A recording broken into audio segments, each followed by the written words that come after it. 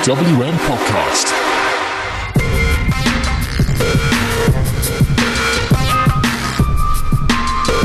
Deck the halls with boughs of AEW, la la la la la la la la. Tis the season for NXT, la la la la la la. I'm really running out of intros right now. I need some creative juices flowing in my body. But it is 6 days until Christmas, and last night was the most hyped Wednesday Night War we've had since the day before, the Wednesday before Survivor Series, because they've been putting big matches in our faces, hyping us for the Wednesday the 18th to send us all to Christmas happy. And hopefully through to 2020, to be extra happy. I'm joined by another new person. So instead of doing a down your drink some eggnog because it's Christmas. We have with us, it's Rhys. Eggnog, the most festive of juices. It is the most festive. How are you, Rhys? You okay? Yeah, I'm good. I'm pretty pumped after these two pretty great episodes of wrestling. Before we get into NXT, I have some corporate spiel to give you guys. Welcome to episode number 12 of the Wednesday Night Wars podcast. You can listen to our wonderful voices and everyone is here at TWM on iTunes, Stitcher, Spotify, TuneIn, Acast, Podbean, YouTube, and anywhere else you get podcasts from, because they seem to be absolutely everywhere. And just in time for Christmas, you can get that special someone a Squared Circle box. Go to squaredcirclebox.com and use the code TWM News for 10% off. Let's do this. Let's get into NXT now. On last night's NXT, we had two very hyped up championship matches for the two big titles in NXT. It's the NXT Championship and the NXT Women's Championship. Earlier this week, they announced that Big Daddy Trips was going to put on the NXT Championship match first, uninterrupted, no ad breaks, to Adam Cole versus Finn Balor to set the night off. And Adam Cole retained because Finn Balor got distracted by a returning Johnny Gargano. And I cannot remember who predicted this. I think it was Joe. I think at what point do you have to start putting Adam Cole in the conversation for best NXT champion? Like, he seems to have held that title for a long time now. I think I can class him as the best NXT champion because he's done so many things he shouldn't do. I mean, he's the first champion to defend it on NXT, SmackDown, and Raw, and the WWE pay-per-view. He got dropped off the top of the War Game structure and then went and defended it the night after. He won it at NXT TakeOver 25 in June, so he's had it for 6 months. Didn't he beat Gargano as well? He did. He lost to Gargano in a 2 out of 3 falls match at New York and then won at 25. It feels like it's actually been longer than 6 months. This match was unbelievably good. It was nice to have it as well. No ad breaks. It was just nice, fluid, smooth, no rest holds. And I really like Finn Balor's new thing of the Prince, but with the X over the C. And that's his new motifs and t-shirt designs. I think it's pretty sweet. I've seen that new shirt that comes out. It looks pretty cool. Yeah, it looks pretty sick. He comes out with all black gear like he always does, but he has added the red X on. He had it on the knee pads and on his trunks at the back. Cole focused on the leg quite a lot, which was quite a good shout. I mean, coup de grace, if you've got a dodgy leg, you can't do it. But Finn does hit the coup de grace. He did hit the coup de grace on him. Picked up Cole to look into the 1916. Stared at the ramp because he saw something coming. Beth Phoenix noticed it, and the other two commentators was like, what is going on? Like, what's happening? And then Johnny Gargano wanders out, the referee sort of staring at him like, what are you doing? Cole hits the low blow and then a last shot with his knee pad down to the back of Balor's head and gets the pin. Gargano hits a post-match beatdown with a chair and then throws him into the barricade and a load of plants. Absolutely no sympathy for Balor. He had it coming. He did. Yeah, massively had it coming. Gargano with looking a bit more swole as well. He's looking like he's been hitting the gym a bit more. He's basically done Dean Ambrose. He just has eyebrows. But yeah, it was an awesome match. Like a really, really good way to kick off what is 2 shows of fantastic wrestling. Some awesome spots in the match. Cole attempted a Panama Sunrise from the apron to the floor. Balor counters, backdropped him onto the floor, and then drop kicked him into the barricade, and about 6 of those planted fans. Balor kicked out the last shot. He got hit with the last shot. Kicks out Cole goes to take the knee pad down, go again, but obviously he turned it into like a big lariat. But yeah, it was just so hard hitting. One of the best spots, and I think it was made better by the fact that Mauro Ranallo said Adam Cole's timing makes a metronome jealous. That he hits a super kick, literally pinpoint timing. Balor goes for his penalty kick that he does off the apron, and as he swings his leg back, Cole just super kicks the other knee that's on the apron, and it is just beautiful. And Mauro Ranallo makes my life so much better. Missed that line, but that's a good line. That. Yeah, it's a good line. As is on the debut of the Nutcracker as well, because that's when he hit the low blow. Because Mauro Ranallo is hilarious. What I actually loved about this as well is they referenced the Bullet Club by name. They called it the club, but they said that both these men were in the same club in Japan, and now they're at opposite ends, and this is the first time they squared off in WWE, which is a nice little throwback to their prior times. The other big match we had, which was main event like it should be, was Rhea Ripley defeating Shayna Baszler to become one of the biggest NXT moments ever and become the NXT Women's Champion. This was ridiculously good. Like, what a way to kind of end the year out with such a feel-good moment like that. Yeah, it was so good. Midway through the match, the Horsewoman comes out to distract, gets warded off by Ripley, who cannonballs the pair of them, which is, I think, Ripley's quite a big girl, like in terms of like built. I would not have thought she would want to do that, but she did it. She got her arm stomped on. But on the stairs, like Baszler does to every single person, sold it brilliantly because Rhea Ripley's a consummate professional for the age of 23. That's still unbelievable. Every time I hear that, I'm like, what? Yeah, she's younger than me. And I think I'm the youngest person that writes and does podcasts for TWM, and it still upsets me. And I wonder how everyone else feels. She's 23. Yeah, wonderful. But we got a lovely ref bump. The ref got knocked out. Rhea hits a riptide. Crowd counts to like 10. Ripley obviously then gets up. Baszler hits Sakura through the clutch, locks it in. You can see her fade. You can see Ripley fading, and the referee's got her arm checking her arm to see if it's limp. Lifts it up, and as she lifts it up, the ref lifts up. She grabs onto his ref shirt, and she's like basically just using that as a Hulk up. Hulks up and gets out, puts her in her own submission, the Prism, and nearly got a screw job because, Reese, I don't know if you saw this, when she was in the Prism, you can see the referee about to go for the bell and then stops and just sort of carries on with Baszler. Oh no, I missed that as well. But I did see the bit where she grabbed the ref, so I'm surprised the ref didn't go down for another couple more minutes. He wasn't taking those bumps too well. No, he wasn't, so grabbed it in. But yeah, nearly got a screw job. But Ripley won with an avalanche riptide, which was a nice, emphatic end to the match. Hits the win, and then because I watched it on YouTube highlights, the camera cut away, comes back, and the ring is just full of fans. Initially, I thought it was the roster, and then it's only when I watched it back again this morning, I was like, oh no, they're fans, because they were like little kids in there and stuff. Yeah, I saw the Everton guy, the one that always got an Everton shirt on. He was in the ring. Eric Bugen, or Buges, whatever his name is, was in the ring as well. He was in there. So I think it was like a mix of some wrestlers, mainly fans. The referee, you can see the referee's trying to shimmy them out. But Ripley goes basically on a tour of Full Sail, goes to every single fan, taking pictures with every single person. And that is one thing I now love and respect about her. She didn't moan about having to do that. Obviously, I know she just won the NXT Women's Championship. She's on a high.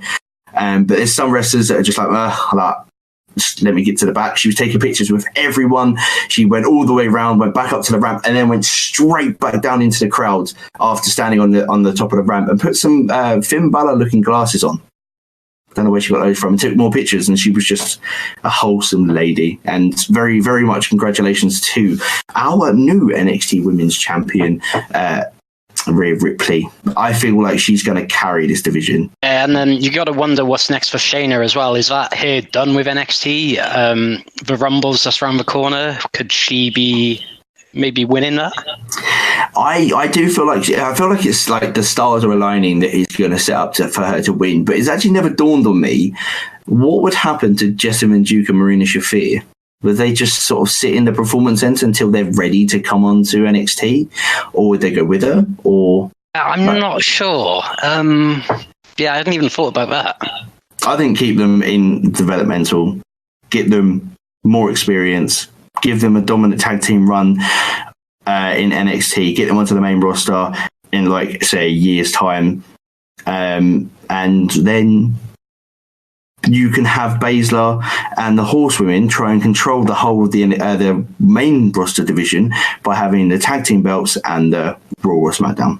Sounds like a pretty good idea to me. But, you know, I'm not a booker. Don't know about you, but I'm not.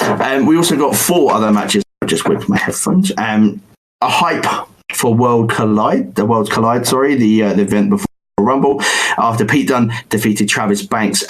There's one bit of this match I absolutely loved, and it was Travis Banks going for a slice of heaven, and Pete Dunne just sort of stands there, shrugs his shoulders, waits for him, and as he turns around, just nails him with a forearm. It's like the best counter to that move. It is. Every indie loving wrestling fan has seen this match probably 10 times. But it was pretty nice for them to be on a big stage of NXT. As we both know, they've come from Progress and NXT UK, etc., etc. Damian Priest got his revenge on Killian Dane, defeating him after it was meant to be him last week, but he was injured and replaced by Pete Dunne, if I'm right. Cameron Grimes defeated Kushida, which was actually quite a surprising result. I didn't think that would happen, but hey-ho. It was surprising, but yeah, I guess... Well, I don't know, but I guess we'll just keep watching and see where it goes. Yeah, Triple H loves Kushida, so I can see him being in and around everything at the moment. Kushida's class anyway. And finally, Io Shirai defeated Santana Garrett, which is going to happen because Io Shirai is going to be hyped up to be the first contender for Rhea Ripley. And that match is going to slap at TakeOver Leeds, whatever you want to call it. What is it, Portland? TakeOver Leeds. Joe, I think it's Joe. Or it's either Joe, Matt, or Tom that calls it TakeOver Leaves because it's I think it's in Portland. And the logo they've used is just Leaves. But what a show, though. Great NXT. Not like outside of those 2 matches, 4 very good matches. Like they weren't poor at all. But just those 2 big matches just made the show so good. It's like incredibly consistent show with 2 huge matches either like bookending it. Yeah, I see. I never thought of that. I didn't even think that it bookended it. An incredible starter and an incredible finish. Very, very well done. AEW had a big night as well. We'll talk about that in a second. This podcast, and indeed all TWM podcasts, are brought to you by SquaredCircleBox.com, the only place for your monthly wrestling box needs. With things from superstars from WWE, AEW, New Japan Pro Wrestling, Impact Wrestling, British Wrestling, Independent Wrestling, and loads more, it is the only place that matters if you want to get the best wrestling swag for a low price. That low price is just £25, people. What a bargain! And you can get snapbacks, t-shirts, magazines, DVDs, trinkets, whatchamacallit, doodads, you name it, they have it each and every month. And just because you listen to TWM, you sexy people, you get 10% off your first order. All you got to do is use the code TWM News in the checkout. Just use the code TWM News in the checkout for 10% off your first order at SquaredCircleBox.com.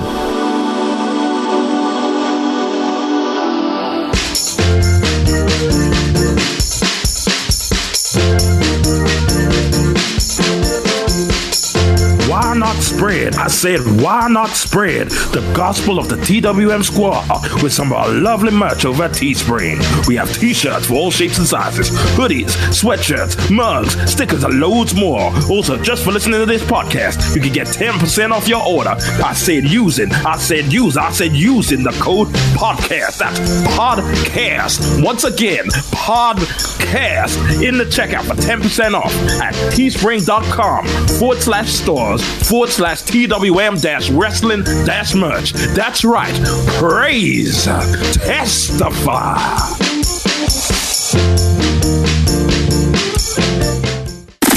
Well, last week we got a setup to Jungle Boy versus Chris Jericho, which we all thought was going to be keep going until one of them gets pinned. But nope, it was a 10-minute time limit and it was a draw. Very weird draw.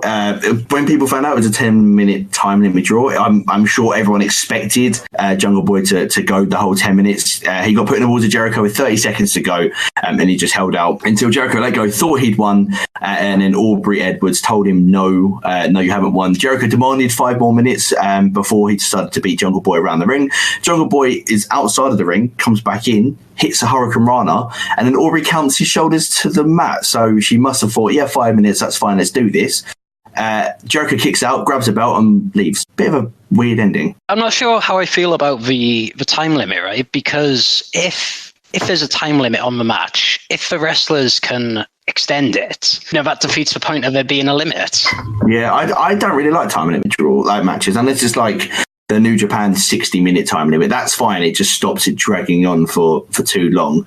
But I don't know why they put a 10-minute time limit on it. I know Jericho said, you can't last 10 minutes with me. It would have been nice for them to book it. The Jungle Boy could prove he could last more than 10 minutes. I think there was some confusion initially as well, because I think a lot of fans thought it was a title match. I think Shivani said it was a title match at first, and there was a bit of backlash then because I think Jungle Boy didn't have any wins, and it's supposed to be all about the wins and losses, right? Yes, that is correct, yeah. Jericho did grab the mic at the end of the match and said, Moxley, enjoy your Christmas. And the Inner Circle have a present for you on January 1st. We also got at the end another big match, but it was a tag team match. It was SoCal Uncensored versus the Young Bucks for the AEW World Tag Team Championships. SoCal Uncensored did win and defeated the Young Bucks, but the main bulk of what happened in the match came at the end. The Creepers surrounded the ring after the match. The lights go out and out comes the Dark Order. Evil Uno wearing his mask and a lovely roll neck. Congratulates SCU on the win, but says tonight is all about initiation and that the Young Bucks haven't had a very good night. The Creepers storm the ring to beat down SCU and the Bucks. They're also joined by new recruits Alex Reynolds and John Silver before Christopher Daniels, Cody, Dustin, and Kenny Omega come out to assist, but are inevitably foiled. A big omission from this here, Rhys, is Adam Page. He seems to be drifting apart from his buddies in the Elite. I think they say he's left the Elite officially, but he's still kind of loosely associated with them. Yeah, apparently he's he said being the Elite that he's not part of them anymore. Apparently so.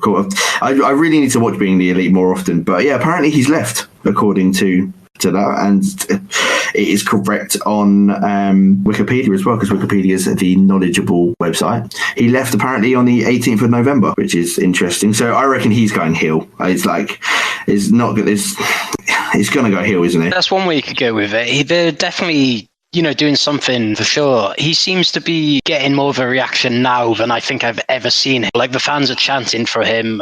He's always been a good wrestler, but he's never really been that popular with the crowd, I don't think. But he's always been the quiet one in the Elite or the Bullet Club. He's always been the one that's incredible in the ring, but never gets the full recognition for it. Yeah, exactly. So maybe splitting off from the Elite is what he needs. Yeah, maybe. Yeah, I think he'd make a really good heel.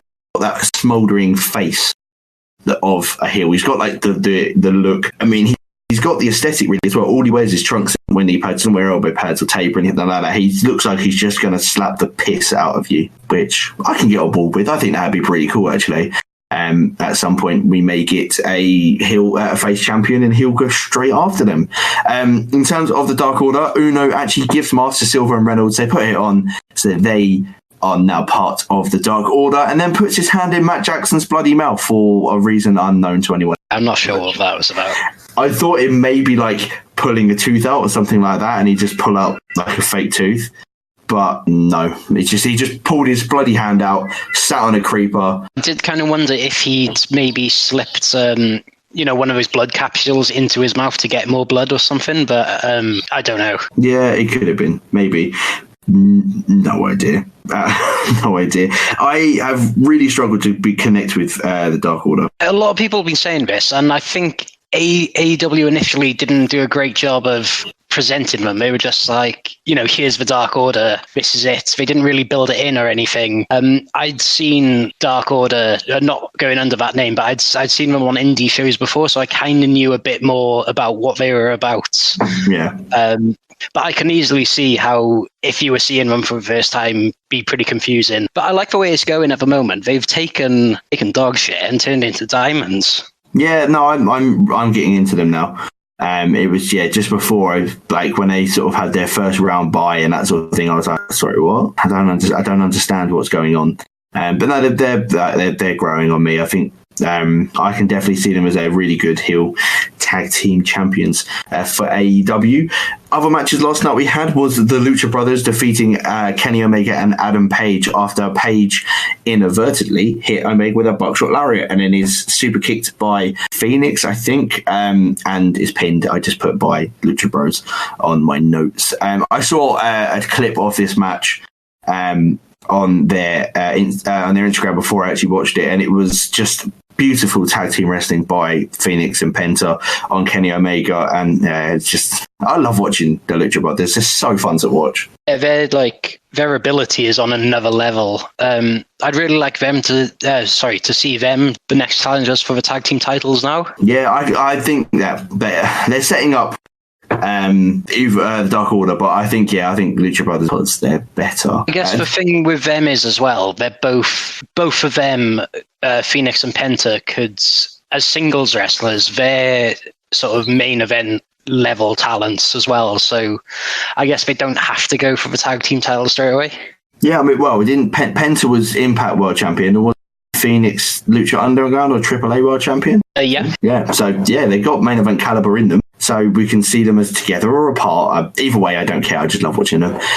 Cody and his new ally, Darby Allin, defeated the Butcher and the Blade, accompanied with the Bunny. So their push is now dead because they've done a WWE to them. And that win means Darby Allin gets his rematch against Cody from... was it Fighter Fest? No. There was one of the first shows they did. When they had a time limit draw. I have a Fighter Fest or Fight for the Fallen. Adam Cole, Cody and Darby Allin went to a time limit draw in a match against each other earlier this year. It was Fighter Fest back in June. So now Darby tagged with him. They won. He gets his rematch. Bit of a weird premise. First match slapped as well. That was a great match. Brilliant. Yeah, that was awesome. So I'm excited to see that. Again, assuming it will be at Revolution in February. So that's the only pay-per-view they've announced.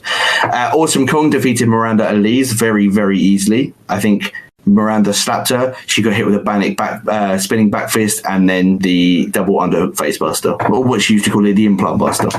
And finally, Chris Statlander defeated Britt Baker. Tony Schiavone got in the ring and announced that Statlander is the number one contender for the women's championship before Brandy Rhodes comes out and tells Schiavone to go away, invites her into the Nightmare Collective again. Basically, Chris Statlander's gimmick's really weird, isn't it? Like she's just basically E.T. Yeah, pretty much. I'm a fan. Oh yeah, I'm a fan as well. She's a good wrestler as well. It's something different. It's something kind of unique. Yes, it is different. It is unique. I do enjoy it. Her response to Tony Schiavone saying she touched her nose, and then her response to Brandy was she just wiggled her finger at her, just wagged her finger to say no, before Brandy attacked her with her high heel. I don't understand why women don't do this more often. If they come to the ring in street clothes, 9 times out of 10 they're wearing heels. Why do you not use your shoe as a weapon? Good show. It was a good show. It's hard to tell which one was better, but we'll get into that in just a second. Rhys, it's a question I ask every time. What was better? Who did better, the NXT or AEW? So both shows were fantastic this week. I'm going to have to give the edge to NXT. I think it had the bigger moments with Ripley winning the women's title. I think that just edges it. Yeah, I agree with you. Not to have that as well, and also return to John. Put NXT on just a higher perch. The wrestling itself was all good on NXT. AEW, if they had done not the time limit draw and Jungle Boy got a win over Chris Jericho, I think that would have been their feel good go home moment. But if you have a look at AEW, NXT, their go-home moments was Ripley winning the NXT Women's Championship and running around the arena, and Johnny Gargano returning. They're two massive go-home, happy Christmas, here you go moments. AEW was, here's a 10-minute time limit draw with Chris Jericho, and here is the Dark Order attacking everyone. So it's not like a happy, cheerful. It was more of a cliffhanger, isn't it? Yes, it is. I think if they had done the time limit draw, I got rid of the time limit draw and just did Jungle Boy beats Jericho, I think that could have maybe edged it a bit more. But I'm going to agree with you. I'm going to go NXT, and this has been very fun to finish off before Christmas because it's 6 days away. There's not a podcast next week because it'll be on Boxing Day, and I'll probably be asleep on a sofa full of food. And I'm sure whoever I will be doing it with, and Matt will probably be drunk because he produces all of this stuff for us.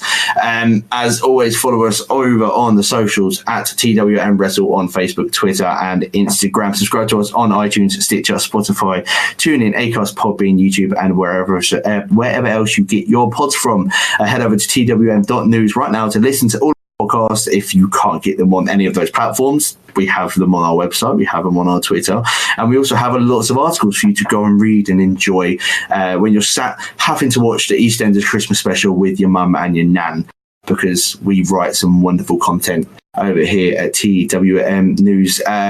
Rhys, your social media, please. So the Twitter's at Rhys Teddy. Instagram or just the Twitter? Instagram's the same. My Twitter is at George_Geal_, and honestly, guys, have an absolutely awesome Christmas. Be involved with the Wednesday Night Wars podcast, and I'm talking on behalf of Josh, Matt, Joe, Rhys, Tom. I will speak to you guys on the 9th of January, and you'll hear my voice then. I love you all. Have a good Christmas, and see you later.